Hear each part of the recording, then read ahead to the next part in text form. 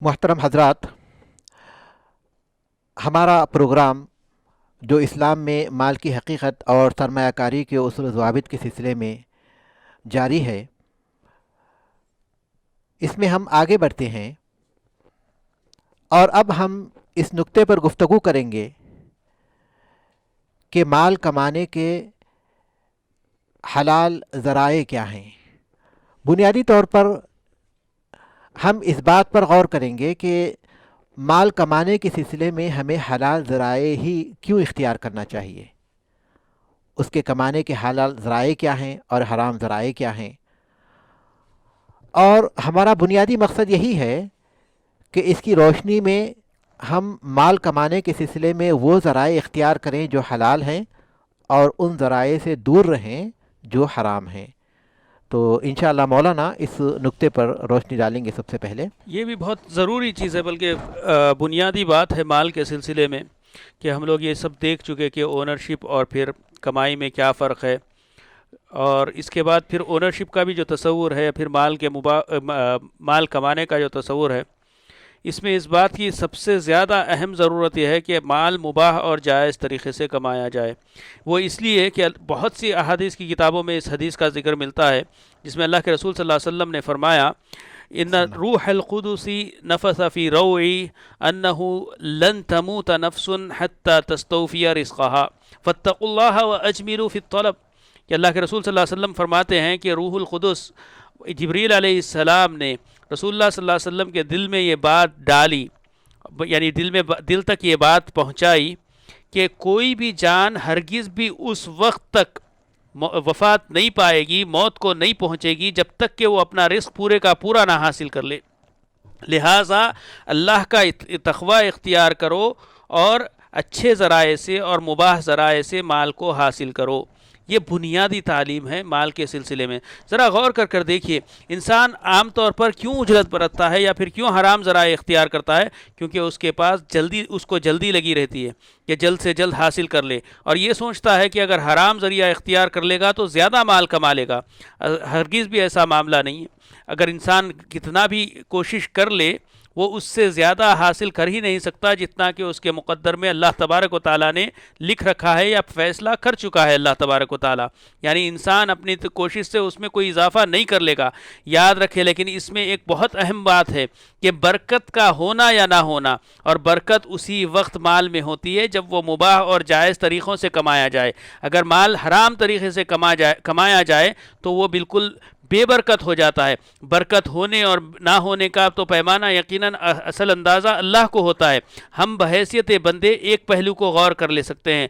बरकत होने का मतलब ये होता है कि इंसान की ज़रूरत भी पूरी हो जाए और उसके पास कुछ बाकी बच भी जाए, या फिर ज़रूरत पूरी हो जाए और इसको किसी के सामने अपने हाथ फैलाने की ज़रूरत ना पेश आए, तो इसको बरकत कहते हैं। याद रखें, इस नाहिए से अगर हम अपना जायज़ा ले लें तो देखिए कुछ लोग ऐसे भी होंगे जिनके लाखों करोड़ों में आमदनी होगी, लेकिन उनको वो चीज़ पूरी मैसर बस नहीं आती, फिर भी उनको ज़रूरत बाकी रह जाती है। तो लाखों करोड़ों ये फिगर्स से और ये हिंसों से और अदद से कोई चीज़ हल होने वाली नहीं। उसके मुकाबले में एक हो सकता है आदमी जिसकी सौओं या हज़ारों में उसकी इनकम हो, उसकी आमदनी हो, और वो चीज़ उसके लिए काफ़ी हो जा रही हो। तो यही अल्लाह तबारक व तआला की तरफ से तौफ़ीक़ और बरकत का एक मज़हर है, एक पहलू है। तो इसीलिए इंसान को मुबाह तरीक़ों से कमाना चाहिए। इसके बहुत से ज़रिए, बल्कि हकीकत तो यह है कि माल कमाने को अल्लाह तबारक व तआला ने वाजिब और जायज़ करार दिया है। हराम चीज़ों से बचना ज़रूरी है, उसकी ही फहरिस्त हमको मिलती है, जैसे कि सूद से बचना है, जैसे कि रिश्वत से बचना है, जैसे कि लोगों को धोखा देकर माल कमाने से बचना है, छुपा कर डिफेक्टिव माल और ऐबशुदा माल बेचकर पैसा कमाने से बचना है, जादूगरी के ज़रिए से माल कमाने से बचना है, लोगों को बेवकूफ़ बनाकर माल कमाने से बचना है। ये सब चीज़ें हराम ज़राए हैं और इसी से इंसान की दुनिया और आखिरत दोनों तबाह होती है। मैं बार बार जोर देता हूँ कि दुनिया और आखिरत दोनों तबाह होती है। दुनिया में भी इंसान उसकी अपनी ज़रूरतों को पूरा करने से महरूम रह जाता है, बल्कि कई मरतबा ये देखने में आता है जो आदमी हराम तरीक़ों से माल कमाता है वो किसी ना किसी मुसीबत का शिकार हो जाता है। घर में कोई बीमार पड़ गए, घर का कोई हिस्सा गिर गया, किसी को कोई परेशानी लाहिक हो गई, अब चलिए भाई इलाज में पैसा खर्च कीजिए। इस तरीके से इंसान का सारा माल ज़ाय हो जाता, کیونکہ وہ آیا ہی ناحق طریقے سے تھا، اسی لیے اس کو اس کا فائدہ نہیں ہوتا ہے. اسی لیے اللہ تبارک و تعالیٰ نے بہترین تشبیہ دی ہے کہ ان الذین یأکلون الربا لا یقومون الا کما یقوم الذی یتخبطہ الشیطان بالمس من المس. ان الذین یأکلون الربا لا یقومون الا کما یقوم الذی یتخبطہ الشیطان من المس ذلك بأنهم قالوا انما البيع مثل الربا واحل الله البيع وحرم الربا. کہ دیکھیے کیسی بہترین تشبیہ دے کر اور تصویر کشی کر کے اللہ تبارک و تعالیٰ نے ہم کو سمجھایا ہے. اللہ تبارک و تعالیٰ کہتے ہیں کہ ان لوگوں کی مثال جو سود کا مال کھاتے ہیں، ان کی مثال ایسے ہی ہے کہ وہ ایسے ہی کھڑے ہوتے ہیں جیسے کہ کسی شیطان نے کسی کو چھو کر دیوانہ اور عقل باختہ بنا دیا ہو. یعنی وقتی طور پر وہ بہت زیادہ پاور میں اور زور میں نظر آتے ہیں، ان کے مال کا زور شور بہت نظر آتا ہے، لیکن نتیجہ کیا ہوتا ہے؟ جو آدمی دیوانہ یا عقل باختہ ہوتا ہے، کچھ وقت کے بعد اس کی پول کھل جاتی ہے اور وہ لوگوں کے نزدیک مردود بن جاتا ہے، مقبول نہیں رہتا. تو یہی مسئلہ ایک حرام اور رشوت کے ذریعے کمائے مال کا ہوتا ہے. ہوتا یہ ہے کہ اس کے بعد اس کا سارا مال ضائع ہو جاتا ہے اور اس کو وہ فائدہ ہوتا ہی نہیں جس کے لیے اس نے وہ مال کمایا تھا. تو یہی بات ہے احل اللہ البیع وحرم الربا. اس لیے ان دو بنیادی باتوں کے لیے بہت زیادہ ضروری ہے. ایک تو یہ کہ یاد رکھیں کہ حرام کما کر ہم اپنے مقدور سے زیادہ اور ہمارے مقدر اور نصیب سے زیادہ ہم نہیں کما لیں گے، اور دوسرے یہ کہ اگر کمائیں گے تو اس سے فائدہ کچھ نہیں اٹھائیں گے. ہو سکتا ہے شیخ کے پاس اور بھی کچھ باتیں ہوں. جزاکم اللہ خیر. اس نکتے کے سلسلے میں جو ہمارے پیش نظر ہے کہ مال کے سلسلے میں ہمیں حلال ذرائع ہی کیوں اختیار کرنا چاہیے اور حرام ذرائع سے کیوں بچنا چاہیے، اور وہ کون سے ذرائع ہیں جو حلال ہیں اور وہ کون سے ذرائع ہیں جو حرام ہیں، بہت ہی اہم اور اصولی باتیں ہمارے سامنے آئیں. محترم حضرات، بنیادی طور پر یہ بات ہمیں اپنے پیش نظر رکھنا چاہیے، اپنے سامنے رکھنا چاہیے کہ اللہ تعالیٰ نے حرام ذرائع سے مال کمانے کو حرام قرار دیا ہے، اس سے منع فرمایا ہے. سورہ بقرہ میں اللہ تبارک و تعالیٰ نے فرمایا یا ایھا الناس کلوا مما فی الارض. سورہ بقرہ میں اللہ تبارک و تعالیٰ نے فرمایا یا ایھا الناس کلوا مما فی الارض حلالا طیبا ولا تتبعوا خطوات الشیطان. اے لوگو، زمین میں جو کچھ پاکیزہ اور حلال ہے اسے کھاؤ پیو اور شیطان کے نقش قدم پر نہ چلو. اللہ تعالیٰ نے پاکیزہ اور حلال کو کھانے کا حکم دیا. ظاہر ہے کہ حلال وہ ہے جو حلال ذرائع سے حاصل ہوتا ہے، لہٰذا انسان کو اس بات کا خیال رکھنا چاہیے کہ وہ ایسی چیزیں کھائے اور ایسی چیزوں کو استعمال کرے جو حلال ذرائع سے اسے حاصل ہوتی ہیں. اسی طرح سنن ترمذی کی ایک حدیث ہے، شیخ البانی نے اسے صحیح قرار دیا. رسول اللہ صلی اللہ علیہ وسلم نے فرمایا لا تزول قدم ابن آدم حتى يسأل عن خمس عن عمره فيما أفناه وعن شبابه فيما أبلاه وعن ماله من أين اكتسبه وفيما أنفقه وبما عمل فيما علم. کہ انسان کے قدم اس وقت تک قیامت کے دن ہٹ نہیں سکیں گے جب تک کہ اس سے 5 چیزوں کے بارے میں سوال نہ کر لیا جائے. یہ عمومی سوالات ہوں گے، خصوصی سوالات کا مرحلہ تو الگ ہے، وہ بعد میں آئے گا، وہ اس موقع پر آئے گا جب اللہ تعالیٰ سوال کریں گے. لیکن کچھ عمومی سوالات ہیں جو ہر انسان سے ہوں گے.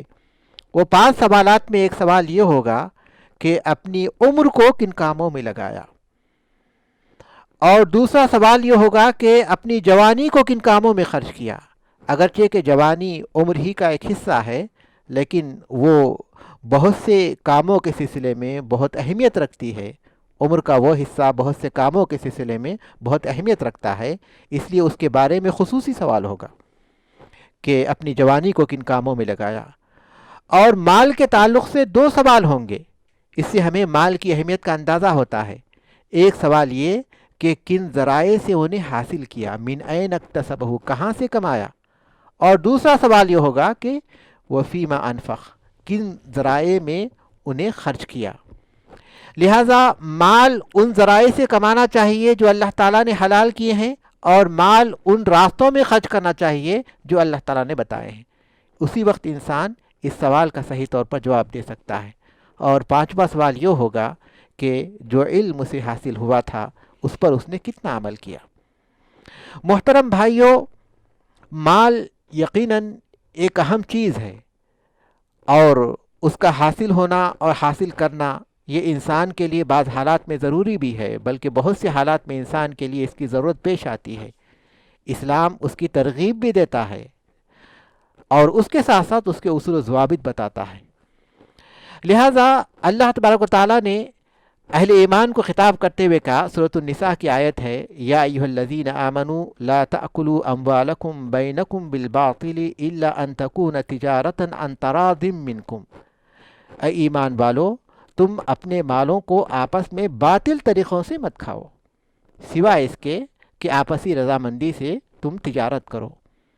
اس آیت سے یہ بات واضح ہوتی ہے کہ باطل جو طریقے ہیں، یعنی حرام طریقے، ان طریقوں سے مال کھانے کو اللہ تعالیٰ نے حرام قرار دیا ہے اور اس سے بچنا ضروری ہے۔ صحیح مسلم کی ایک حدیث میں آتا ہے، اللہ کے رسول صلی اللہ علیہ وسلم ایک مرتبہ بازار میں گئے اور ایک شخص کے پاس سے گزرے جس کے پاس اناج کا کوئی ڈھیر رکھا ہوا تھا، بیچنے کے لیے اناج کا ایک ڈھیر تھا۔ رسول اکرم صلی اللہ علیہ وسلم نے اس کے اندر ہاتھ ڈالا تو آپ کو پانی کی تری لگی، تری اور گیلاپن محسوس ہوا۔ تو آپ نے پوچھا کہ اے کھانے والے، اے غذا والے، کیا چیز ہے، کیوں اس میں جو ہے اندر گیلا ہے، اوپر سوکھا ہے؟ تو اس نے بتایا کہ اللہ کے رسول صلی اللہ علیہ وسلم رات میں بارش ہو گئی تھی جس کی وجہ سے وہ بھیگ گیا تھا۔ تو آپ نے فرمایا تو پھر وہ گیلا حصہ تم نے اوپر کیوں نہیں رکھا؟ کیونکہ لوگ اوپر حصہ دیکھیں گے سوکھا ہوا ہے تو سمجھیں گے کہ یہ اچھی چیز ہے اور لوگ خرید لیں گے، اس طرح انہیں دھوکہ ہوگا۔ تو آپ نے کہا کہ تم نے گیلا حصہ اوپر کیوں نہیں رکھا؟ پھر آپ نے فرمایا من غش فلیس منی، جو دھوکہ دے وہ مجھ میں سے نہیں ہے، اس کا مجھ سے کوئی تعلق نہیں ہے۔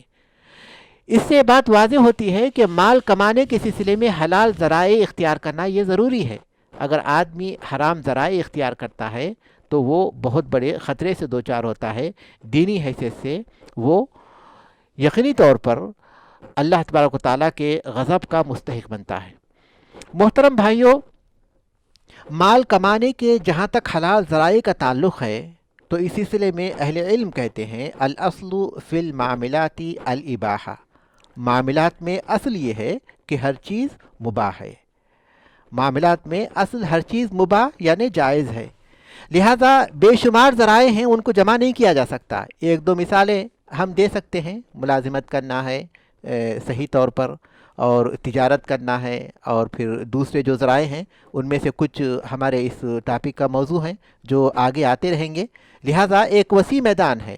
هو الذی خلق لکم ما فی الارض جمیعا، اللہ تعالیٰ نے سورہ بقرہ میں فرمایا کہ اللہ ہی نے تمہارے لیے زمین کی ساری چیزیں پیدا کی ہیں۔ لہٰذا یہ اللہ تعالیٰ کی رحمت ہے، ہمارے لیے جو حلال طریقے رکھے ہیں بے شمار رکھے ہیں، لیکن افسوس کی بات یہ ہے کہ ان بے شمار طریقوں کے باوجود بھی لوگ ان ذرائع کو اختیار کر لیتے ہیں جو تھوڑے سے ہیں لیکن وہ حرام ہیں۔ وہ تھوڑے سے حرام ذرائع، ان میں سے مولانا نے کچھ حرام ذرائع تو واضح طور پر بتا دیے۔ ان میں سے کچھ چیزیں ہیں، چوری کے ذریعے مال حاصل کرنا، ڈاکہ زنی کے لیے حاصل کرنا، جوا اور لاٹری کے ذریعے حاصل کرنا، سودی لین دین کے ذریعے حاصل کرنا، رشوت خوری، رشوت کے ذریعے مال حاصل کرنا، جھوٹی قسم کھا کر کسی کے مال پر قبضہ کرنا، ناپ تول میں کمی کرتے ہوئے مال حاصل کرنا، کاروبار میں دھوکہ دیتے ہوئے حاصل کرنا، حرام اشیاء کا کاروبار کرتے ہوئے مال حاصل کرنا، یا اپنے کاروبار میں حرام طریقوں کو استعمال کرتے ہوئے مال حاصل کرنا، اور اسی طرح یتیموں کا مال کھانا، خیانت کرنا، اور قرض لینے کے بعد عمدن جانتے بوجھتے اور طاقت رکھنے کے باوجود بھی قرض واپس نہ کرنا، یہ باطل طریقے سے، حرام طریقے سے، غلط طریقوں سے مال کمانے کے کچھ ذرائع ہیں۔ تو بنیادی طور پر حلال ذرائع بہت ہیں اور بے شمار ہیں جن کی کوئی حد نہیں۔ اللہ تبارک و تعالیٰ نے وَأَحَلَّ اللَّهُ الْبَيْعَ کہہ کر اس بات کو واضح کیا کہ بیع اس کی ہر قسم حلال ہے، بیع یعنی تجارت اس کی ہر قسم حلال ہے۔ یہ میدان بہت وسیع ہے، جو حرام ہیں وہ چند چیزیں ہیں جو واضح کیے گئے ہیں، لہٰذا ہماری ذمہ داری ہے اللہ تعالیٰ کی اس کائنات میں جو حلال ذرائع بے شمار پھیلے ہوئے ہیں ان کو اختیار کرنے کی کوشش کریں، اور جو حرام ذرائع ہیں ان سے اپنے آپ کو بچانے کی کوشش کریں۔ اس ماشاء اللہ بہت مکمل اور جامع بیان تھا۔ دیکھیں اس میں ایک چیز باقی رہ جاتی ہے کہ میں اپنی پہلی بات میں یہ بھی بتایا تھا کہ اس کے دنیا میں کیسے اثرات ظاہر ہوتے ہیں، تو میں یہاں پر یہ بھی بتا دوں کہ جب حرام مال انسان کی کمائی میں داخل ہو جاتا ہے تو اس کے اثرات صرف مالی لحاظ سے اور مادی لحاظ تک محدود نہیں رہتے، بلکہ اس کی عبادتیں بھی غارت ہو جاتی ہے اور رائگاں ہو جاتی ہیں۔ اس سلسلے میں بہت مشہور حدیث ہے، بخاری میں بھی اس کا تذکرہ ہے، یمد یدیہ الی السماء یقول یا رب، کہ ایک آدمی بہت لمبا سفر کرتا ہے، پراگندہ بال اور میلے گدلے جسم کپڑوں کے ساتھ اللہ کے بارگاہ میں ہاتھ اٹھاتا ہے اور کہتا ہے یا رب، دہائی دیتا ہے کہ تو میرا پروردگار ہے، تیرے علاوہ کوئی پالنے والا نہیں ہے، یعنی ہر قسم کے وسیلے اختیار کرتا ہے اللہ کو راضی کرنے کی، لیکن اس کی کوئی دعا قبول نہیں ہوتی۔ کس لیے نہیں ہوتی؟ تو اللہ کے رسول صلی اللہ علیہ وسلم نے خود اس کا سبب بنایا ہے تسلسل میں حدیث کے، کہا فَأَنَّا يُسْتَجَابُ لَهُ وَمَطْعَمُهُ حَرَامٌ وَمَشْرَبُهُ حَرَامٌ وَمَلْبَسُهُ حَرَامٌ وَغُذِيَ بِالْحَرَامِ فَأَنَّا يُسْتَجَابُ لَهُ، کہ اللہ کے رسول صلی اللہ علیہ وسلم کہتے ہیں کہ کیسے اس کی دعا قبول ہوگی حالانکہ اس کا کھانا پینا، غذا اور پہننا اوڑھنا سب کچھ حرام سے ہے، اور یہ سب کچھ کب حرام ہوتے ہیں؟ جب حرام کی کمائی داخل ہو جاتی ہے، تو اس کی دعائیں قبول نہیں ہوتی، اس کی عبادتیں بھی قبول نہیں ہوتی۔ تو یہ حرام کمائی بڑی مشکل کی چیز ہے اور بڑی مشکلیں پیدا کرتی ہے دنیا اور آخرت دونوں جگہ پر۔ اللہ تعالی عالم۔ جزاکم اللہ خیر۔ محترم بھائیوں، ہمیں اس بات کا خیال رکھنا چاہیے کہ صحیح بخاری کی حدیث ہے، اللہ کے رسول صلی اللہ علیہ وسلم نے فرمایا لَيَأْتِيَنَّ عَلَى النَّاسِ زَمَانٌ لَا يُبَالِ الْمَرْءُ بِمَا أَخَذَ مِنَ الْمَالِ أَمِنْ حَلَالٍ أَم مِنْ حَرَامٍ، کہ ایک ایسا وقت آئے گا، ایسا زمانہ آئے گا جس میں آدمی اس بات کی پرواہ نہیں کرے گا کہ کس طریقے سے اسے مال حاصل ہوا ہے، حلال طریقے سے حاصل ہوا ہے یا حرام طریقے سے حاصل ہوا ہے۔ آج یہ حالات، یہ زمانہ، یہ لوگوں کے زندگی میں اسی قسم کی باتیں ہم دیکھ رہے ہیں، لہٰذا ہمیں اس بات کا خیال رکھنا چاہیے کہ ہم ان لوگوں میں شامل نہ ہو جائیں جن کے بارے میں اللہ کے رسول صلی اللہ علیہ وسلم نے بتایا کہ وہ حلال و حرام کی کوئی تمیز نہیں کریں گے، کوئی تفریق نہیں کریں گے۔ اس طرح اپنے لیے بھی، اپنے معاشرے کے لیے بھی اور دنیا کے دوسرے لوگوں کے بھی ہلاکت کا سبب بنیں گے۔